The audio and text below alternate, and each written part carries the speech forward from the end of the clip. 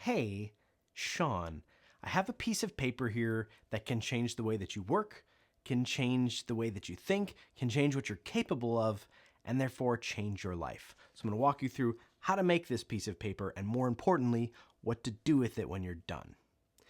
This is what I'm calling an anchor sheet.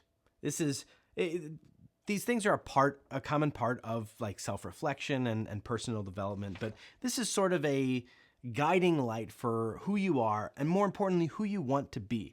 As you fill this out, I encourage you not to limit yourself to who you are and what you do now, but to be aspirational, to say who you want to be, how you want to function, and fill this out with that in mind, because that's going to make the next step way more impactful. So put a picture of yourself on it, then put your name on it, and some sort of motto. And if you do this right, take the time to reflect, to be honest with yourself, but then also revisit this. Put a reminder in your calendar to go back every few months and update this, because you're going to change, you're going to evolve, and your sheet should evolve right alongside with you. So this top section is sort of a quick summary. This is your mission statement. I have leading patiently with composure and love. Whatever I do, that's how I want to be involved in. I want to lead patiently with composure and love.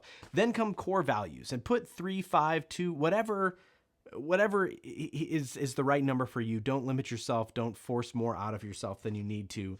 But these core values are important for you to recognize about yourself, because they're going to guide the way that you make decisions and the work that you do. My 3, to share them, are: I'm a calm and healthy father, husband, creator, and friend. And that's a great reminder to myself. And that's definitely one that is more of an aspirational one than a truly accurate one.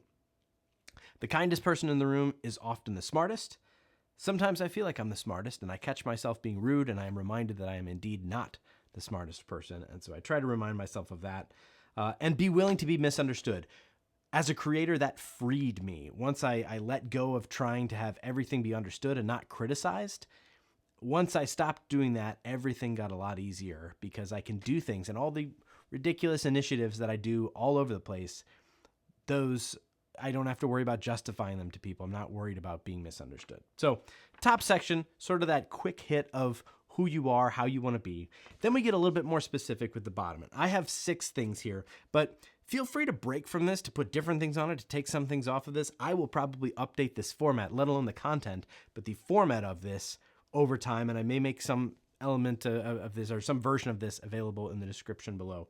But I have 6 things. 1, what is your life goal? 2, what is your career goal? And these should be different. And I encourage you, especially with your career goal, to not limit it to your job that you have right now, your company that you have right now, but to zoom out and say, if the company you work for vanished, would your career goal change? What is driving your career? And for me, I want to educate, empower, and equip people to tell their stories. That's what my career is all about. Helping other people tell stories, telling people stories, educating people to elevate more people. There's a lot of ease here. That's what my career is about. And my life is about making the world better by empowering the next generation of kids to be empathetic, curious, confident, and composed. And so even when I'm volunteering, when I'm not doing anything related to my job, if I'm doing something that is helping me help kids love who they are, to not be ashamed of who they are, to be more confident and more composed, and to make smart, kind, empathetic decisions, then that's my life goal being accomplished. Next is your leadership style, and this is important. Put stuff here that is how you want to lead. And I have composed, empathetic, patient, and collaborative. And collaborative is an example where I don't always, as much as I say, oh, I'm a great collaborator, I like to collaborate, sometimes I skip it. Sometimes I think my idea is so good that I don't see other things, and I go in a meeting and I maybe am not as open to other things as I should be. And so I'm putting it on here to remind myself that I do want to be a collaborative leader, even if I'm not always currently a collaborative leader. And then, what is your decision-making principle? When faced with a tough decision, as hard as you can imagine, how do you want to look back later and be like, this is how I made that decision? And for me right now, I have slow and thoughtful, better, not faster. I want the decisions that I make, these bigger decisions especially, to be the right decision, even if it takes longer, even if it's not trusting my gut or being instinctual or quick. I want to make sure that I'm being thoughtful and considering all the options and questioning my own instincts. Then your legacy statement. How do you want to be remembered when you're gone? I have being remembered as someone who made the world kinder and more creative. If I can do that, killer legacy. And here's the big one. This is what I have as drift risks. And I'm calling this an anchor sheet. And what an anchor does is for a boat, you drop it in the water and it keeps you there. That's what the anchor is to do, is to keep you where you want to be.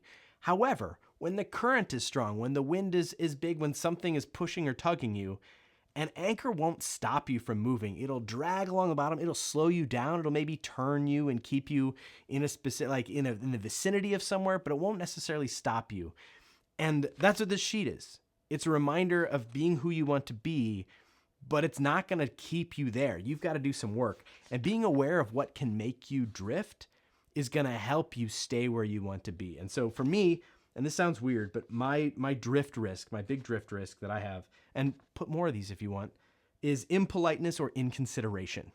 And that sounds like a cop-out of like, I just don't like when people aren't nice.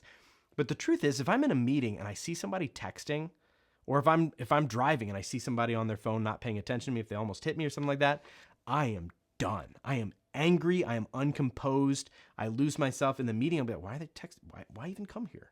Don't come. I'm talking. They're talking. It's rude. Don't be texting. And I get so focused on that I forget what I'm doing and I lose my composure. I lose my focus on being collaborative, on being patient.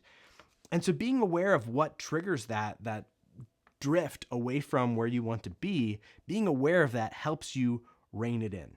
So make this sheet, and the process of reflecting on yourself and being honest with yourself is going to make a huge impact. But where this really, really takes flight is when you take this sheet and you share it. When you share this with whatever team you're on, whether it's a team at work, a sports team, whether you're part of some sort of leadership community, whether you're even in your family with your partner, your co-parent, whatever your situation may be, by putting these things together of who we are and again, more importantly, who we want to be, we open ourselves up to a different, more efficient communication and a more effective style of production. And put yourself in the situation of you're in a meeting with, let's say you're in a marketing team, and everyone made their anchor sheet and shared it with each other. And now everyone knows that I'm trying to be patient and collaborative. And if I'm in a meeting and I'm not leaving space for someone to be collaborative, without this sheet, people, one, will just think I'm rude, which activates me. But people will think I'm rude. And if they did say something of like, man, you really kind of steamrolled that person, they had an idea and you didn't, listen to them, then I'm like, well, why are you criticizing me? Like, we have a very natural reaction to criticism like that. However, if we have all agreed that these are our anchor sheets and everyone knows that I'm working to be collaborative and patient, by sharing it, I'm inviting that feedback. So instead of someone saying, hey, you're being rude, instead it's, you said you wanted to be more collaborative. Here's an opportunity to be even more collaborative. I noticed that you got a little upset when someone's phone started ringing, and I'm just reminding you to come back, to reset yourself. Instead of it being criticism of like, hey, when that person's phone went off, you really started not focusing. That's criticism. Instead, it's a perspective, a feedback that I'm looking for. And same with the values and things like that. If you know the values of the people on your team, if somebody's really passionate about helping animals and you've got some way in whatever you're working on to include some sort of advocacy for animal rescue or something, you know that that's going to honor and address those core values of that person, and their participation is going to get better and more rewarding for them. And knowing this about all these people and knowing what they want to do, and maybe somebody's uncomfortable giving feedback or participating in a discussion, but by sharing these things about ourselves and being honest about where we struggle, I can make sure that I'm being more collaborative by including people, especially if I know those people have said they have a hard time speaking up when there's a big discussion or they second guess their ideas and then they feel like they're being ignored.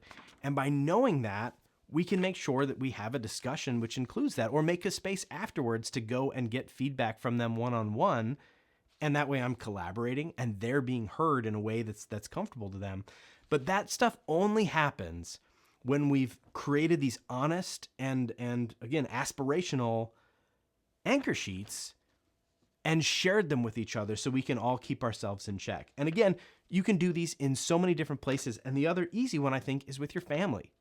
If you're co-parenting, if you have a partner, and you put on here what kind of parent you want to be, you'll find that instead of being criticized, like if I have on here that I want to be a very, very encouraging and patient parent, which I do, if there's times where I start to, it's been a long week and my son is telling me something and I'm just not listening as well as I should, I don't care. It's another art project, whatever it may be.